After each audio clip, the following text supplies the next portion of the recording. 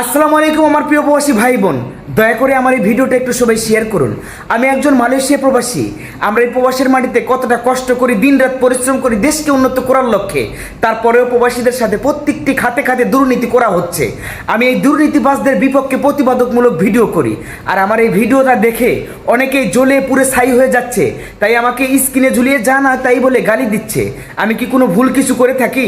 যদি ভুল কিছু করেই থাকি তাহলে আপনারা আমার কমেন্ট বক্সে বলবেন, আমি আর প্রতিবাদমূলক ভিডিও বানাবো না। তারপরও আমাকে স্ক্রিনে ঝুলে গালিগালাজ পারবেন না। গতকালকে একটা ভিডিও করছিলাম প্রবাসীদেরকে নিয়ে। আমার কিছু কিছু মূর্খ প্রবাসী ভাইদের পছন্দ হয় নাই, মন মতো হয় নাই কথাগুলো। এখন একটা ভিডিও করব, একদম তোমাদের এই যে কিছু কিছু মূর্খ প্রবাসী ভাইদের একদম মন মতো হবে, পছন্দ হবে। ভিডিও বেশি বেশি লাইক কমেন্ট শেয়ার করবা। ওকে ওকে, রেডি, 1 2 3।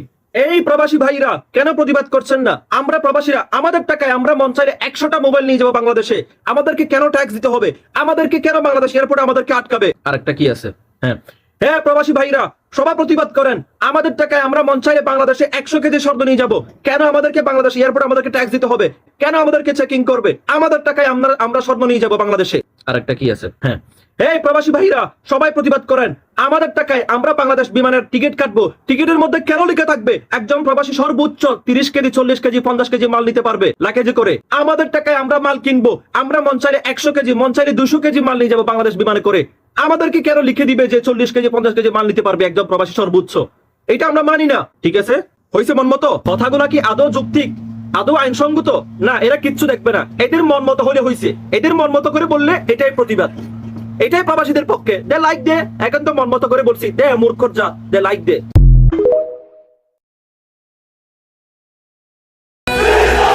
ভালো থাকতে চাইলে সবার আগে উচিত কথা বলা বন্ধ করতে হবে, কারণ মানুষ এখন তেল মারা কথা পছন্দ করে, উচিত কথা না।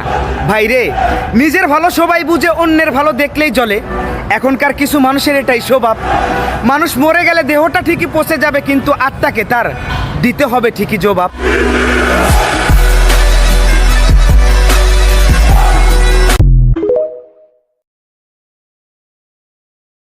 চন্দ্র হরিপাল বাংলা একটা প্রবাদ আছে, কয় ফুটকিতে নাই তেনা মিড়ে দিয়ে ভাত কেনা। তো তোর অবস্থা হচ্ছে এরকম ভাই। 1 মাস 2 মাস টাকা না দিয়ে রেমিটেন্স অফ করে দিয়ে দেখি কেমনে চাও তোমার মা বোন সবগুলো বেটা বউ বাচ্চা সবগুলো বেটা রাস্তার মধ্যে ভাড়া দিয়ে রাখবে বেটা। আমি নিশ্চিত আপনারা খোঁজ নিয়ে দেখতে পারেন, হেলমেট দুর্ঘটনায় জন্ম নয় একটা বেজন্মা জারদ সন্তান।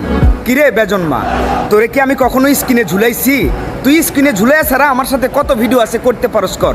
বান্দির পোলা, প্রবাসীরা যদি প্রবাসীদের পরিবারে 2 মাস টাকা না পাঠায় তাহলে তাদের মা বোনকে রাস্তায় বিক্রি করে খাওয়াতে হবে? আরে বান্দির পোলা, তুই তোর মা বোনরা রাস্তায় বিক্রি করে খায় তোর অভ্যাস আছে, তাই তুই এমন কথা বলতে পারছস। প্রবাসীদের পরিবাররা যদি 6 মাসও টাকা না পাঠায় তারপরও প্রবাসীদের পরিবারে কিচ্ছু হবে না।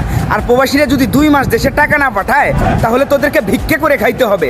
বান্দির পোলা, নেক্সট টাইম প্রবাসীদের নিয়ে উল্টাপাল্টা কথা বলবি, আর তোরে যদি এই মুহূর্তে সামনে পাইতাম, বান্দির পোলা তোর ক্ষমাটারে চেঞ্জ করে দিতাম।